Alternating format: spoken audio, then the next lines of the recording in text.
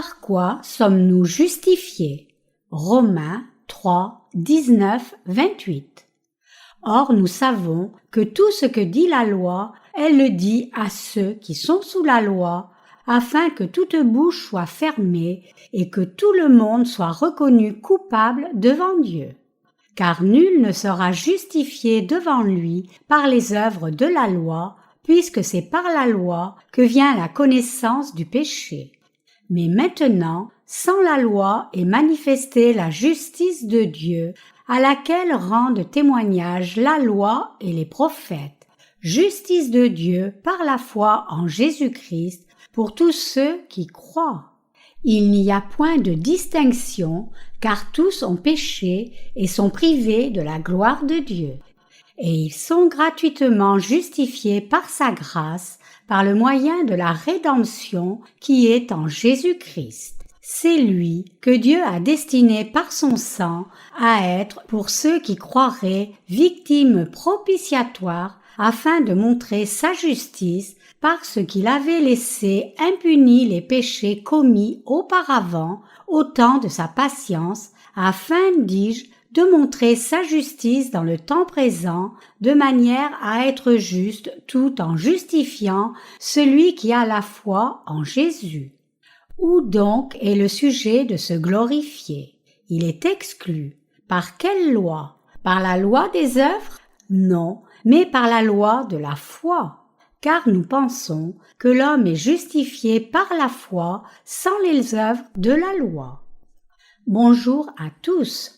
Je viens de rentrer de la réunion de réveil faite à l'église de Chungju.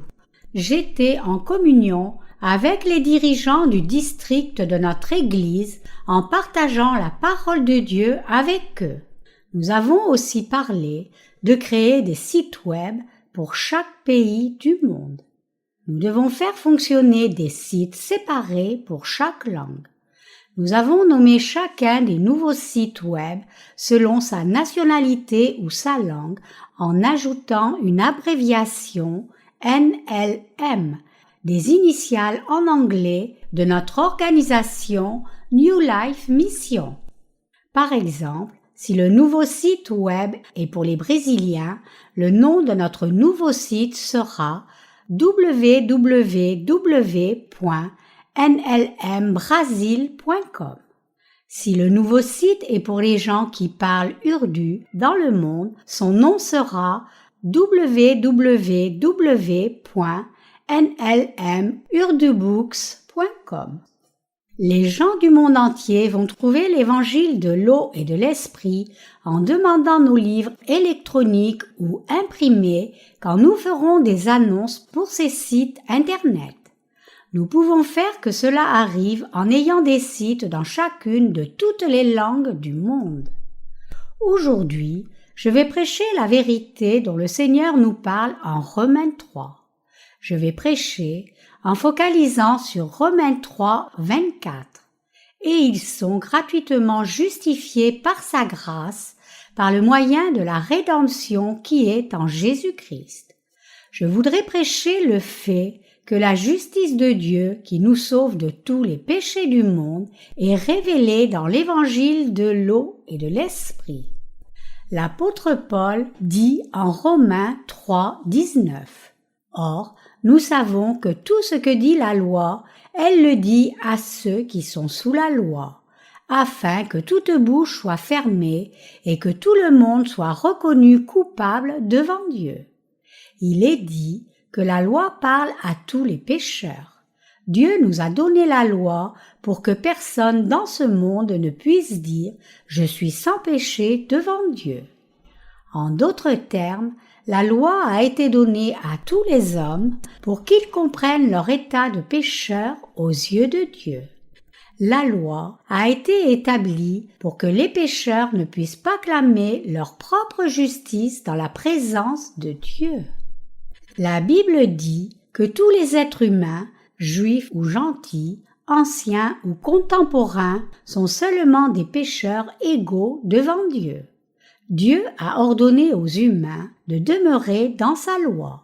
Mais nous ne pouvons pas observer sa loi puisque nous sommes nés pécheurs. Donc, la parole de Dieu qui dit « Puisque c'est par la loi que vient la connaissance du péché » est vrai. Et il est aussi écrit « Car nul ne sera justifié devant lui par les œuvres de la loi, puisque c'est par la loi que vient la connaissance du péché. » Romains 3, 20. En bref, la loi nous permet de voir combien nous sommes réellement pécheurs. Le meilleur moyen de comprendre les humains commence par savoir pourquoi Dieu nous a donné la loi. La connaissance de la loi de Dieu est si significative pour nous connaître nous-mêmes. Quand nous regardons des films historiques à la télévision, nous pouvons voir des scènes de torture pour obtenir la confession d'un suspect. Le but de la torture du suspect d'un crime est de trouver un indice pour le crime qu'il a commis et de mener le suspect à faire une confession. Néanmoins, les êtres humains ne sont pas conscients du fait qu'ils ont mené une vie pécheresse devant Dieu. Cela peut être dû à différentes perspectives que les gens peuvent avoir. Certaines personnes qui ont admis une fois avoir commis des péchés peuvent changer d'idée avec le temps. Comme vous le voyez, le concept du péché lui-même peut changer avec le temps. Les gens peuvent penser en eux-mêmes « Qu'y a-t-il de pécheur là-dedans ?» Je pensais que c'était un péché, mais je pense maintenant que ce n'était pas un péché. Chacun peut se justifier lui-même par ses propres excuses. Dans de telles situations, seule la parole de Dieu peut dire si cette personne est un pécheur ou non. C'est parce que la loi de Dieu est la règle qui mesure nos actions et nos cœurs. C'est vrai que par la loi vient la connaissance du péché. Nous sommes tous fondamentalement pécheurs devant Dieu. La loi de Dieu est la série de fait et ne fait pas de sa part. Dieu nous a ordonné « Tu n'auras point d'autre Dieu devant moi. Tu ne prendras point le nom de l'Éternel Dieu en vain. Tu ne tueras point, tu ne commettras point d'adultère, tu ne déroberas point, honore ton père et ta mère. » Ainsi, il a dit « Fais ceci et ne fais pas cela. » Les commandements de Dieu révèlent nos responsabilités envers lui et envers les êtres humains. Ainsi, nous pouvons refléter nos cœurs sur les commandements de Dieu et réaliser ce que nous avons bien fait et ce que nous avons mal fait. C'est pour cela qu'il est dit que par la loi vient la connaissance du péché. Ainsi, tous les hommes réalisent leur péché par la loi de Dieu. Cependant, les gens peuvent toujours avoir des excuses. Ai-je jamais commis un grave péché au point d'aller en enfer? Peu après qu'ils aient admis qu'ils avaient commis des péchés selon la loi de Dieu. Ne faites-vous pas la même chose? Donc, nous pouvons discerner si nous avons mené ou pas une vie juste seulement quand nous nous jugeons nous-mêmes sur la base de la loi de Dieu. Nous juger nous-mêmes sur la base de nos propres émotions au lieu des commandements de Dieu, c'est juste nous tromper nous-mêmes. Ce n'est pas une analyse appropriée de nous-mêmes aux yeux de Dieu. Alors, comment pouvons-nous recevoir la rémission des péchés? Donc, la Bible dit « Car tous sont péchés et sont privés de la gloire de Dieu » Romains 3, 23. Nous ne devons pas oublier que nous avons été justifiés gratuitement par la grâce de Dieu à travers la rédemption qui est en Christ Jésus. Ce passage des Écritures, être justifié gratuitement par sa grâce à travers la rédemption qui est en Christ Jésus, signifie que nos péchés ont été enlevés de façon pratique, pas juste en théorie. Comment nos péchés ont-ils été remis? C'est par la foi en la rédemption qui est en Christ Jésus, qui est venu par l'évangile de l'eau et de l'esprit, que nous sommes devenus sans péché. L'expression « en Christ Jésus » signifie que nous pouvons être sauvés seulement par sa justice. Notre Seigneur nous a sauvés par son acte juste. Il a payé la punition pour nos péchés en portant tous nos péchés sur son corps et en mourant à la croix. Vous et moi étions pécheurs de naissance et allions vers le jugement inévitable de Dieu pour avoir enfreint sa loi. Mais nous avons pu recevoir la rémission des péchés en croyant en l'œuvre de rédemption que le Seigneur a accomplie. La seule raison pour laquelle nous avons pu recevoir la rédemption des péchés du monde est Jésus-Christ. Dieu le Père a fait qu'il prenne tous nos péchés par son baptême et reçoive la punition de tous nos péchés sur son corps en étant attaché à la croix. Le Seigneur voulait que nous soyons sans péché par la foi en nous délivrant de tous les péchés du monde. Nous pouvons dire que nous sommes devenus sans péché une fois pour toutes en croyant en l'évangile de l'eau et de l'esprit grâce à la rédemption en Jésus-Christ. Vous et moi avons été restaurés et rendus sans péché, car la punition de nos péchés a été payée par l'œuvre rédemptrice de Jésus-Christ qui a été accomplie par son baptême et son sang. Notre Seigneur a été baptisé par Jean-Baptiste pour prendre tous nos péchés. Il s'est donné volontairement à la croix pour payer pour tous nos péchés. À notre place, il est mort, est entré dans le tombeau sombre pour qu'il puisse ressusciter des morts et nous rendre libres des péchés en croyant en l'évangile de l'eau et de l'esprit. Par son amour et sa justice, le Seigneur nous a transformés en des gens sans péché, sans aucun défaut, seulement quand nous mettons notre foi en l'évangile de l'eau et de l'esprit. Beaucoup de chrétiens savent qu'ils ne reçoivent pas le salut en observant la loi de Dieu et ils ont été privés de la connaissance de la vérité que nous devenons libres des péchés en croyant en l'évangile de l'eau et de l'esprit. Même s'ils disent qu'observer la loi de Dieu n'amène pas le salut, ils ne connaissent pas vraiment la vérité qui leur permet d'être sauvés en croyant en la justice de Jésus-Christ. Cela signifie qu'ils n'ont entendu personne qui comprenne vraiment la parole de Dieu. Cette situation les a dégradés en légalistes. Qui sont alors les légalistes chrétiens? Les chrétiens légalistes dont je parle sont ceux qui croient qu'ils peuvent effacer leurs péchés en faisant des prières de repentance lorsqu'ils pêchent contre Dieu ou les gens. Ils sont certains qu'ils ont reçu la rémission des péchés en faisant leurs prières de repentance en addition à leur foi au sang précieux de Jésus à la croix seul. Cette foi est très légaliste. Ainsi, ils gaspillent la plupart du temps à faire des œuvres vertueuses. Ils croient qu'ils ont eux-mêmes gagné le salut de tous leurs péchés en se repentant pour ces péchés plutôt que par la confiance en la justice du Seigneur. Pour cette raison, nous pouvons dire qu'ils s'appuient sur leurs œuvres et non sur la justice de Dieu. Et ils ne peuvent pas recevoir la rémission des péchés parce qu'ils refusent l'évangile de l'eau et de l'esprit. Donc, ils arborent des péchés dans leur cœur. Que veut dire la rédemption en Christ Jésus? Le mot rédemption implique la vérité de l'évangile de l'eau et de l'esprit.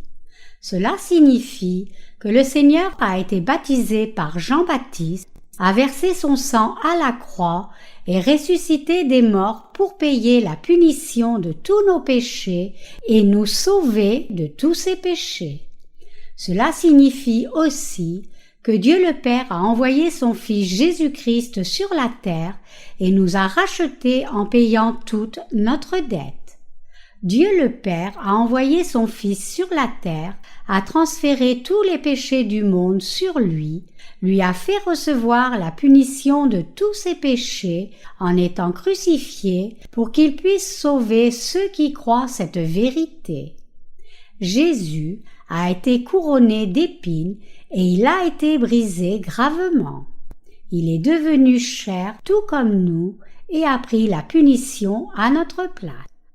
Même s'il n'a jamais commis aucun péché, il a été baptisé par Jean-Baptiste, s'est donné lui-même à la croix, puis est ressuscité des morts pour tous nous délivrer. Grâce à lui, qui a payé le plein prix de nos péchés, nous sommes devenus sans péché par la foi en la justice de Dieu. Dieu le Père nous a restaurés par son Fils. Donc, l'évangile de l'eau et de l'esprit est la preuve de notre salut qui a été accompli. Cependant, les chrétiens d'aujourd'hui ne comprennent pas cette vérité, même après avoir entendu l'évangile de l'eau et de l'esprit, parce qu'ils ont été trompés pendant des années par beaucoup de doctrines chrétiennes. Sans comprendre la vérité de l'eau et de l'esprit, ils ne peuvent pas appréhender la grande miséricorde du salut qui est en Dieu le Père. Si nous ne comprenons pas le salut que le Seigneur a accompli dans l'évangile de l'eau et de l'esprit, nous ne pouvons pas appeler Dieu Abba, Père. Nous ne pouvons pas non plus comprendre la rédemption en Christ Jésus. Les mots rédemption en Christ Jésus peuvent être compris seulement par ceux qui comprennent vraiment l'évangile de l'eau et de l'esprit. Rédemption est le mot-clé que nous devons tous comprendre. J'espère que vous comprenez pleinement ce que le passage des Écritures et ils sont gratuitement justifiés par sa grâce par le moyen de la rédemption qui est en Jésus-Christ signifie réellement.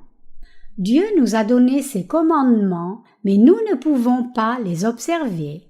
Il est donc dit: mais maintenant, sans la loi est manifestée la justice de Dieu, à laquelle rendent témoignage la loi et les prophètes, justice de Dieu par la foi en Jésus-Christ pour tous ceux qui croient.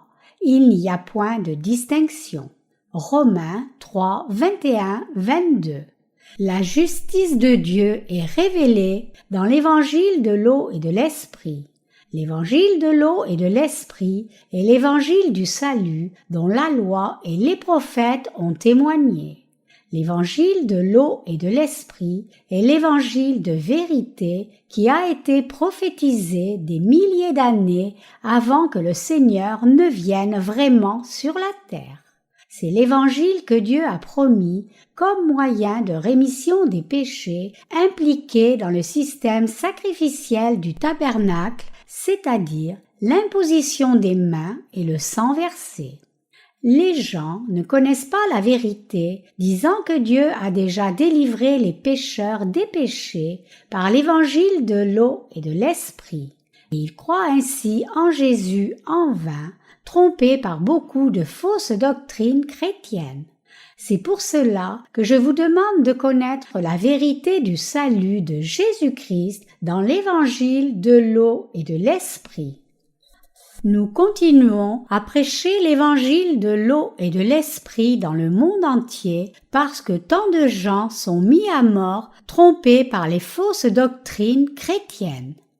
Nous devrions prêcher l'évangile de l'eau et de l'esprit dans le monde entier. Tant de gens sont nés de nouveau en croyant en cet évangile authentique à travers notre ministère de la littérature. Mais certains sont aussi trop bornés pour accepter l'évangile. Ils disent qu'ils croient ce que leur pasteur prêche quand c'est si simple d'admettre leur ignorance et d'accepter l'évangile de l'eau et de l'esprit. Ils disent qu'on les a enseignés à faire des prières de repentance et que maintenant ils croient qu'ils doivent le faire. Ce qui compte le plus pour eux, ce n'est pas ce que la Bible dit, mais ce que le pasteur dit. Ils se vantent de la taille de leur dénomination. C'est très insensé quand ils disent par exemple « Notre Église est la plus grande de toutes les églises presbytériennes du monde ». Maintenant même, donc, les dirigeants de ces dénominations doivent prêcher l'évangile de l'eau et de l'esprit aux membres de leurs églises. J'ai tellement à prêcher sur l'évangile de l'eau et de l'esprit à partir des Anciens et Nouveaux Testaments. Le livre des Romains a aussi tant de passages qui dénotent l'évangile de l'eau et de l'esprit. Très souvent, je prêche l'évangile de l'eau et de l'esprit à partir du livre des Romains. Aujourd'hui, je continue de le prêcher à partir de ce livre. Pourquoi je continue de prêcher l'évangile? Je prévois de partager mes sermons sur l'évangile de l'eau et de l'esprit avec les gens du monde entier à travers notre ministère de la littérature. Quand nous avons une plaie infectée sur notre corps, nous devons traiter la plaie d'une manière régulière. Autrement, cela peut nous tuer. Cependant, une seule dose de streptomycine débarrassera toute l'infection. Il y a une grande différence entre ceux qui ont reçu une injection du produit et les autres. Dans un sens similaire, il y a tant de chrétiens qui ne connaissent pas ou ne croient pas l'évangile de l'eau et de l'esprit, alors que vous et moi croyons en cet évangile authentique et avons reçu la rémission des péchés. Ainsi, chaque pécheur devrait comprendre l'évangile de l'eau et de l'esprit et y mettre sa foi. Le Seigneur dit que nous sommes la lumière du monde. Ce qu'il veut dire par la lumière, c'est l'évangile de l'eau et de l'esprit que nous avons.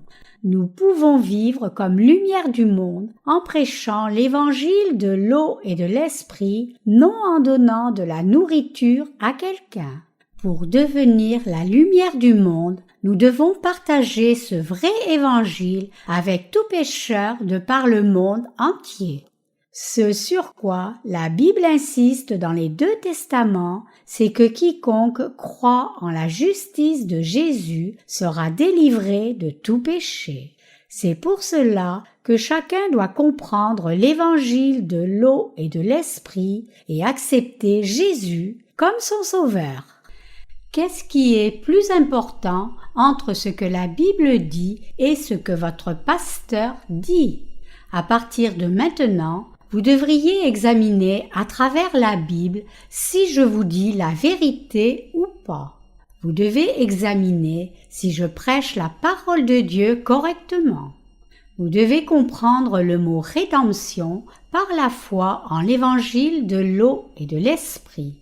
Selon cet évangile authentique de l'eau et de l'esprit, Jésus, le Fils de Dieu le Père, est venu sur la terre, a pris les péchés du monde en étant baptisé par Jean-Baptiste, a versé son sang puis est mort à la croix, est ressuscité d'entre les morts et nous a tous délivrés de tous nos péchés. Alors, qu'est-ce que la rédemption? La rédemption, c'est le paiement de toute notre dette par Jésus, par son baptême et sa crucifixion. Ce mot rédemption signifie que Dieu le Père a payé la rançon pour tous nos péchés par le baptême de son Fils et son sang pour nous rendre libres du péché. Nous péchons tous jusqu'à la mort, mais le Fils de Dieu, Jésus, est venu vers nous, a été baptisé et a versé son sang pour nous.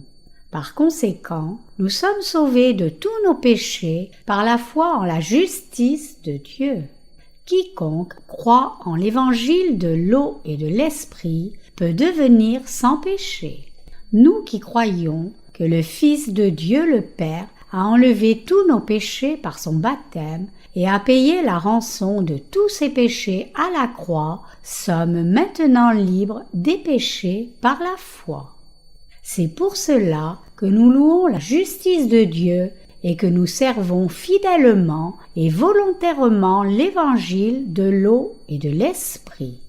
Nous devons tous faire cela pour prêcher cet évangile authentique au monde entier. Pourquoi devons-nous prêcher l'évangile de l'eau et de l'esprit?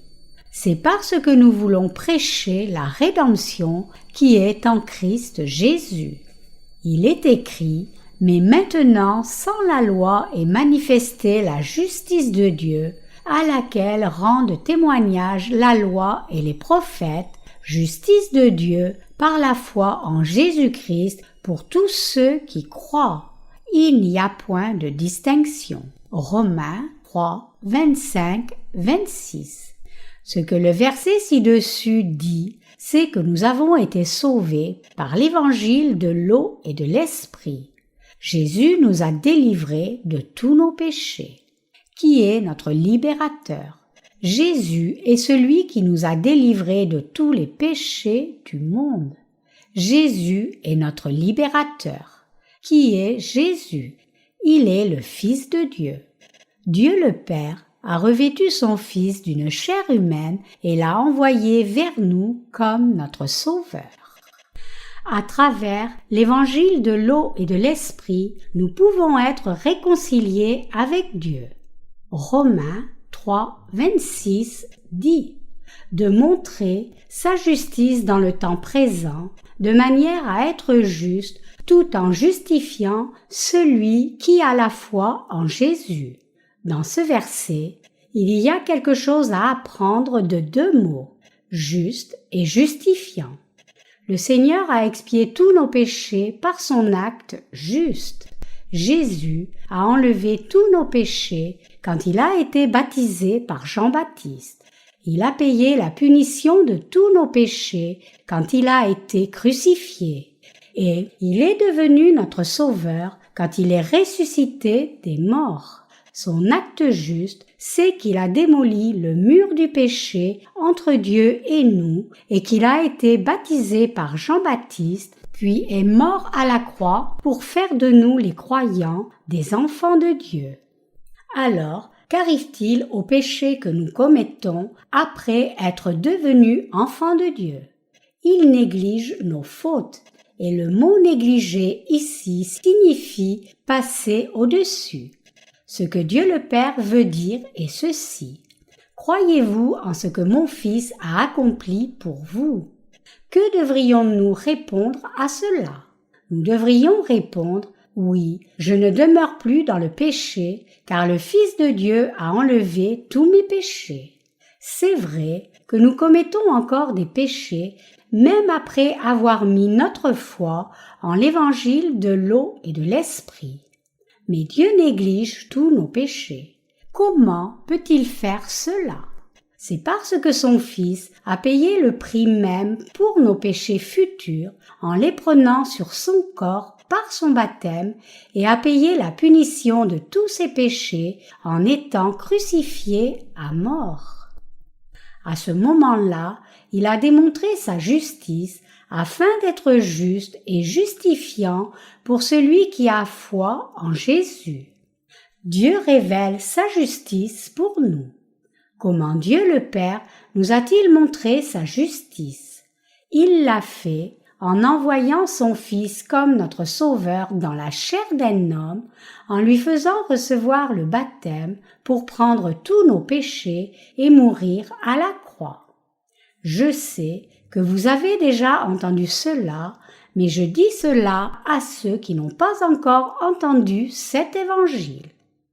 Dieu a démontré sa justice. Comment alors a-t-il démontré sa justice? Il a démontré sa justice par l'acte juste de son Fils. Jésus, le Fils de Dieu, a porté tous les péchés du monde sur lui par le baptême, a pris la punition de tous ses péchés, est mort puis est ressuscité.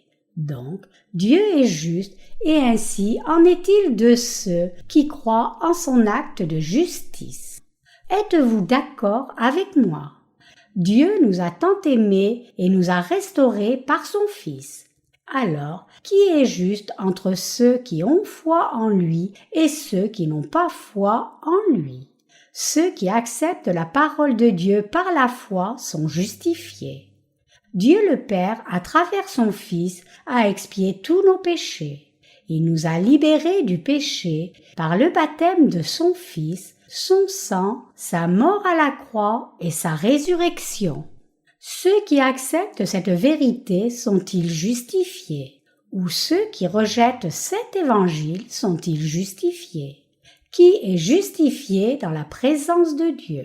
Ceux qui ont foi en l'évangile de l'eau et de l'esprit sont justifiés. C'est juste que Dieu nous ait sauvés par son Fils et nous sommes justifiés quand nous mettons notre foi en cette vérité. Dieu nous a transformés en ses saints enfants. Nous, les enfants de Dieu, sommes aussi devenus justes en croyant en cette vérité. Donc Dieu et nous sommes justes. C'est pour cela qu'il est dit de montrer sa justice dans le temps présent de manière à être juste tout en justifiant celui qui a la foi en Jésus. Romains 3, 26. Dieu n'est-il pas juste et droit devant nous? Ainsi en est-il de nous qui avons foi en l'œuvre juste de rédemption par l'évangile de l'eau et de l'esprit. Être juste devant Dieu peut être interprété comme être libre de tout péché. Mais être libre de tout péché ne signifie pas être considéré comme juste. Nous sommes vraiment devenus justes en croyant en la justice de Jésus. Même si nous commettons le péché chaque jour, nous n'avons plus de péché parce que nous croyons que la justice de Jésus a vraiment expié même ses péchés parfaitement. Cependant, la plupart des chrétiens prétendent que Dieu considère les pécheurs comme n'ayant pas de péché si seulement ils croient en Jésus d'une quelconque façon. Ils prétendent que les pécheurs sont appelés justes en croyant en Jésus comme leur sauveur seulement. Ils ont établi cette idée comme une doctrine chrétienne appelée la doctrine de la justification par la foi. Mais pour être plus précis, nous pouvons appeler cette doctrine fabriquée par les hommes le credo qui nous considère comme justes par la foi. Une telle doctrine est juste une idée d'un simple humain qui a un QI entre 100 et 130. Les mots « être juste » en Romains 3,26 nous sont donnés par Dieu et cela signifie que nous devenons libres du péché en acceptant le fait que Dieu ait expié tous nos péchés par l'évangile de l'eau et de l'esprit.